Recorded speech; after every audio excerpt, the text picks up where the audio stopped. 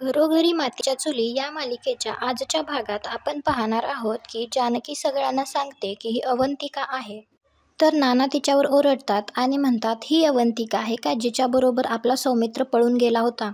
आणि नाना अवंतिकावर ओरडतात आणि तिला म्हणतात, तू इथे आता कशाला आलीस, आता कसला घाव घालायचा आहे तुला. तर अवंतिका हात जोडून नानांना म्हणत असते, नाना तुम्ही माझ्यावर ओरडू नका, मी सौमित्रलाच शोधायला आलीये, त्यांनी त्याला पळवून नेलंय. आणि मला त्याच्याबद्दल काहीच माहीत नाही, तो सुटून इथे आला असेल म्हणून मी इथे आले त्याला बघायला. आणि ती जानकीला विचारते, जानकी वहिनी तुम्हाला काही माहिती आहे का सौमित्राबद्दल? माहिती असेल तर प्लीज सांगा ना. तर नाना जानकीला म्हणतात, जानकी हे काय चाललंय आता सौमित्रसारखं, तुम्ही पण हिच्या तालावर नाचायला लागलात का?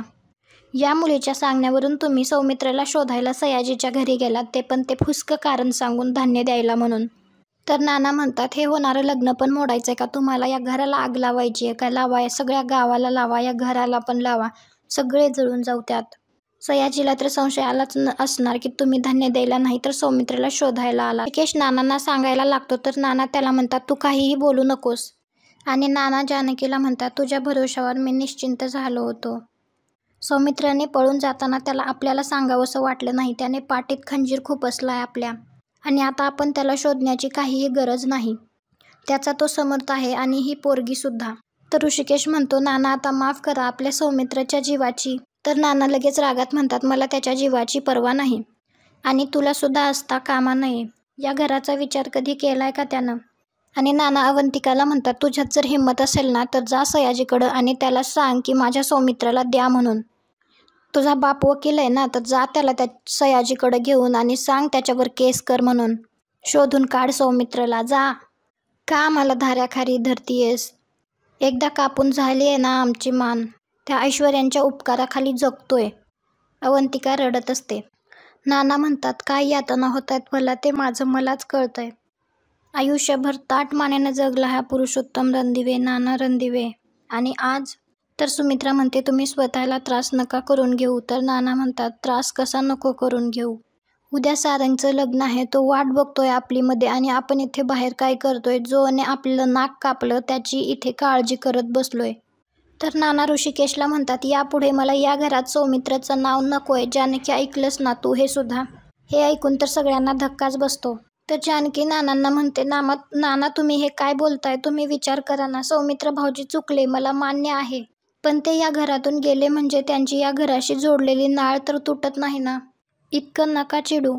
तर नाना म्हणतात, तो माझा कोणीही नाहीये, सौमित्र मला मेला. हे ऐकून तर सगळ्यांच्या पायाखालची जमीनच सरकते. नाना म्हणतात, त्याला या घराशी जोडण्याचा संबंध ठेवू नको, आपला त्याचा काहीही संबंध नाहीये.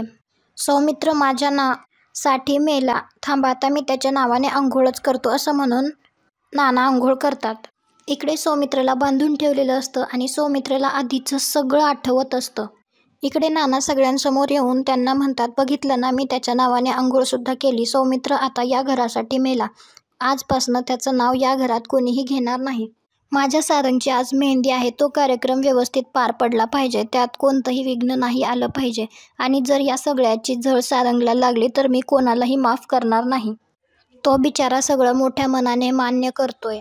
सौमित्रनं जे तोडलं ते तो जोडण्याचा प्रयत्न करतोय. खबरदार जर कोणी त्याच्या आनंदात मिठाचा खडा टाकलं तर. आणि अवंतिकाला ओरडून ते इथून निघून जायला सांगतात आणि म्हणतात, सौमित्राचा विषय आता आमच्यासाठी संपलाय, तू निघ इथून, चालती हो. तिला तिथून घालवून देतात आणि रागातच नाना आतमध्ये निघून जातात. इकडे सुमित्रा रडत असते तर ऋषिकेश तिला शांत करतो. सुमित्रा जानकीला म्हणते, सौमित्राच्या काळजीपोटीच तुम्ही एवढा मोठा धोका पत्करून सयाजीरावांच्या घरी गेलात. तर जानकी आईंना म्हणते, आई नाना खूप रागावलेत, ते आता शांत तर होतील ना? मी त्यांचा एवढा राग कधीच पाहिला नाही. तर ऋषिकेश म्हणतो, खरं तर आपलंच चुकलं जानकी, आपण नुसत्या संशयावर तिकडे जायला नको होतं. एकतर तिकडे सयाजीरावांना पण संशय आला आणि इकडे नाना दुखावले गेले. सुमित्रा म्हणते, तुम्ही नका यांची काळजी करू, मी बोलते त्यांच्यासोबत, बापाचं काळीज आहे ना, वेळ लागेल पण पटेल समजूत त्यांची. इकडे ऐश्वर्या काही माणसांना घेऊन सौमित्राकडे येते. ते माणसं सौमित्राला सोडतात. तर ऐश्वर्या म्हणते, मी तुझे मेजरमेंट्स घ्यायला आले माय वूड बी हबी. तू जेव्हा लग्नात उभारशील तेव्हा तुझ्याकडे चांगले कपडे असले पाहिजे ना म्हणून. ऐश्वर्या त्याचे माप घेते आणि मास्टरजीला सांगते, आजच्या आज ड्रेस झाला पाहिजे, तो पण परफेक्ट. आणि सौमित्राला म्हणते, बेबी आता खूप कमी वेळ आहे आपल्याकडे. इकडे सारंग खाली येतो आणि पाहतो तर काय तिथे कोणीच नसतं, म्हणून तो सगळ्यांना आवाज देऊन शोधत असतो. सगळे आतमध्ये येतात तर सारंग त्यांना विचारतो, बाहेर कुठे गेला होतात, कोणी आलं होतं का, तुमच्या सगळ्यांचे चेहरे असे का पडलेत? तर आजी म्हणतात, नाही नाही तसं काही नाही, उलट आम्ही असा विचार केला की मेहंदीचा कार्यक्रम अंगणात करावा, म्हणून आम्ही सगळे बाहेर गेलो. पण बाहेर खूप ऊन आहे म्हणून आम्ही म्हटलं की नको इथेच करू घरात. आणि ती शर्वरीला म्हणते, जा ना तू मेहंदी काढ. तर सारंग म्हणतो, नको ना गं ताई, मला नाही आवडत मेहंदी काढायला. तर तिथे ओवी येते आणि ती म्हणते, सारंग काकाला मेहंदी मी काढणार आहे. तर सारंग म्हणतो, मी काढूच नाही देणार ना मेहंदी, आणि उठून पळायला लागतो. तर त्याच्या मागे ओवीसुद्धा पळायला लागते.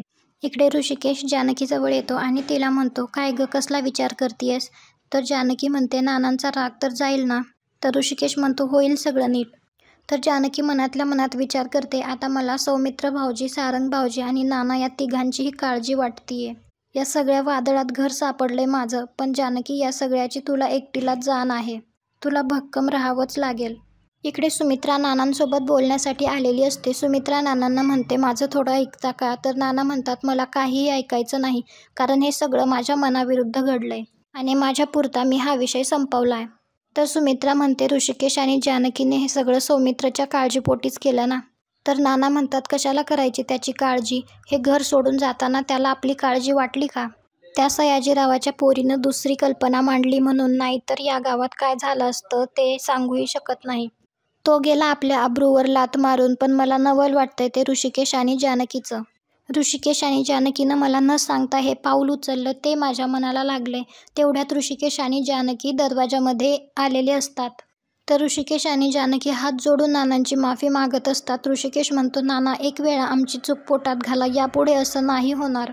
तर जानकी म्हणते, नाना यात खरं तर यांची काहीच चूक नाही. सौमित्र भाऊजींना शोधण्याची कल्पना माझी होती, त्यामुळे सगळी चूक माझी आहे. यामागे माझा काहीही चुकीचा हेतू नव्हता. उलट गावातलं वैर संपावं आणि आपल्या दोन कुटुंबातील भांडण मिटावे म्हणून आपण आता सारंग भाऊजींचं लग्न लावून देतोय. पण मला वाटतं की ते आपण त्यांच्यासोबत चुकीचं करतोय. नाना, सारंग भाऊजींची गाठ जर चुकीच्या व्यक्तीशी बांधली गेली तर नाना म्हणतात, हा सगळा विचार करायला खूप उशीर झालाय आता. परत मला आता हा विषय नकोय, समजलं का? तेवढ्यातच नानांचा फोन वाजतो. तो सयाजीरावांचा फोन असतो. नाना फोन उचलतात. तर सयाजीराव मोठ्याने म्हणतात, हे काय चाललंय तुमचं? तर नाना घाबरतच म्हणतात, काय म्हणजे? तर सयाजीराव म्हणतो, इकडं धान्य पाठवायची काय गरज होती तुमची? माझी काय ऐपत नाही का माझ्या मुलीचं लग्न करून द्यायची? तर नाना म्हणतात, गैरसमज करून घेऊ नको, ते असंच प्रेमानं पाठवलं. तर सयाजीराव म्हणतात, माझ्या पोरीनं स्वतःचं दुःख गिळून तुमच्यावर उपकार केलेत. जर तुमच्या मनात काही शंका असेल तर ती आत्ताच विचारून टाका, नाहीतर मला वेगळा विचार करावा लागल, जो तुला लय भारी पडल. तर नाना म्हणतात, कसला वेगळा विचार सयाजी? माझ्या मनात कसलीही शंका नाहीये. तू तुझ्या डोक्यातून हा विचार काढून टाक. तर सयाजीराव म्हणतात, उद्या लग्नाच्या हॉलमध्येच भेटू, उद्या संगीत आहे ना, असं म्हणून फोन ठेवून देतो. फोन ठेवून नाना इकडे सगळ्यांना म्हणतात, बघा मी म्हणलं होतं ना, सयाजीला संशय आलाय म्हणून तो असं आड्याआड्याने काहीतरी विचारत होता. मी तुम्हाला हात जोडून विनंती करतो, आता तरी या लग्नातून मागे हटण्याचा विचार डोक्यातून काढून टाका. आणि आजचा भाग येथेच संपतो. पुढील भागात आपण पाहणार आहोत की कला आलेली असते आणि ती सारंगला म्हणते, असं म्हणतात की जेवढी मेहंदी रंगते तेवढं बायकोचं नवऱ्यावर प्रेम असतं. इकडे ऐश्वर्या सयाजीला सांगत असते की लग्नात सारंगच्या ऐवजी आपण सौमित्राला उभं करायचं. त्यावेळी दरवाजा आडून ही गोष्ट कोणीतरी ऐकतं. तुम्हाला काय वाटतं, ही गोष्ट कोणी ऐकली असेल? ते कमेंट करून नक्की सांगा आणि हे आपल्याला उद्याच्या भागात नक्की कळेल. त्यासाठी चॅनलला सबस्क्राईब करा. भेटू उद्याच्या भागात.